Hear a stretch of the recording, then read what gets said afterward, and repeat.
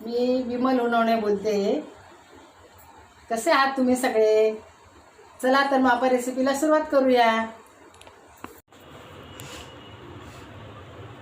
चला आज आता रेसिपीला सुरुवात करूया. आजची रेसिपी आहे घोसाळ्याची भजी. हे बघा, आज बाजारात एकदम ताजी ताजी घोसाळी मिळाली. एकदम छान हिरवीगार येतात ती. आता घोसाळी घेताना हिरवेगार देठ पाहिजे. आता याचे आपण काप करून घेऊ. त्याच्यासाठी आता साहित्य, त्याच्यासाठी ह्या 2 वाट्या मी बेसन घेतले. 2 वाट्या बेसनसाठी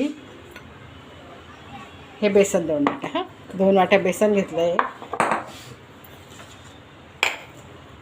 2 वाट्या बेसन, 3 चमचे तांदळाचं पीठ. हे 3 चमचे तांदळाचं पीठ, थोडी कोथिंबीर, 1 चमचा ओवा आणि मीठ घेतलं आहे अर्धा चमचा. आणि थोडं आपल्याला लागेल हिंग लागेल आपल्याला. आता हे सगळं एकत्र करून घेऊया. आता आपण तांदळाच्या पिठामध्ये, बेसन पिठामध्ये हे तांदळाचं पीठ घेऊया. हा ओवा घेतला आहे. ओवा हातावर करून घ्यायचा, म्हणजे त्याचा सुवास अजून छान येतो. मीठ घ्यायचं, चवीनुसार मीठ घ्यायचं. थोडीशी किंचित हळद घेते मी, थोडीशी हळद घेते. जास्त हळद घेतली तर लालसर होतात ना. आणि थोडी कोथिंबीर. तर हे सगळं पाणी टाकून एकत्र करून घ्यायचं सगळं. आता हे सगळं मी एकत्र करून घेते. थोडं थोडं पाणी टाकून मिक्स करून घ्यायचं. आता ही घोसाळी आपल्याला कापून घ्यायची. आता हे देठ काढून घ्यायचं, मागचं पण काढून घ्यायचं. आणि तुम्हाला छोटी छोटी करायची असली तर छोटी करायची. आता हे बघा, अशी पण करतात, लांब लांब पण करतात. आणि खूप जाड पण नाही आणि एकदम पातळ पण नाही करायचं. ते एकदम पातळ केले ना खूप लूज पडतात. ते मध्यम आकाराच्या ठेवायच्या पोळी. हे बघा, अशा पोळी करायच्या, छान होतात अशा पोळी. हे सगळं आता कापून घ्यायचं. हे बघा, आता हे आपण सगळी घोसाळी कापून घेतलेली. असे लांब लांब लांब लांब कापून घ्यायचे सगळे. आता ही सगळी कापून घेतली.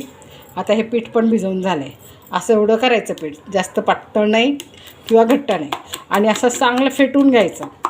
जास्त फेटलं ना तर मग तुम्हाला सोडा टाकायची पण गरज नाही.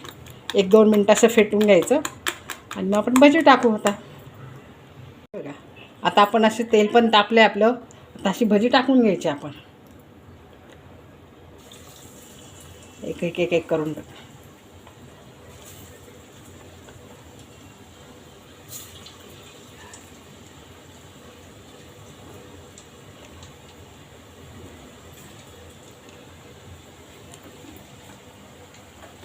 तेल तापून घ्यायचं, मिडियम आच करायची आणि छान तळून घ्यायचं.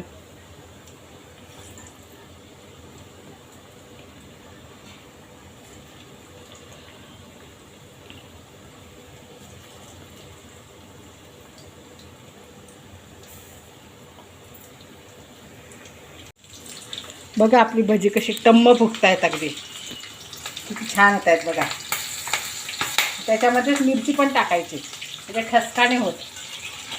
नाही तर मग आपण नुसतं हे करतो ना मिरच्या, तेव्हा ठसका होतो.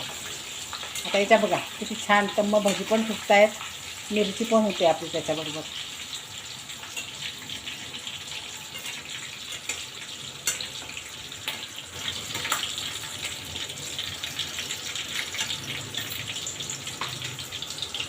एकदम छान, बोलू नको, थांब. हे बघा, आता आपली भजी बघा किती छान टम्म फुगलीत आणि मिरच्या पण झाल्या त्याच्याबरोबर.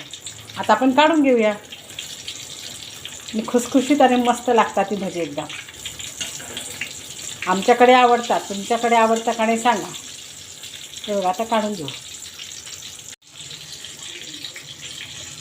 अशा प्रकारे आपली भजी तयार. हे बघा, या तुम्ही पण आता भजी खायला. किती सुंदर झाली बघा.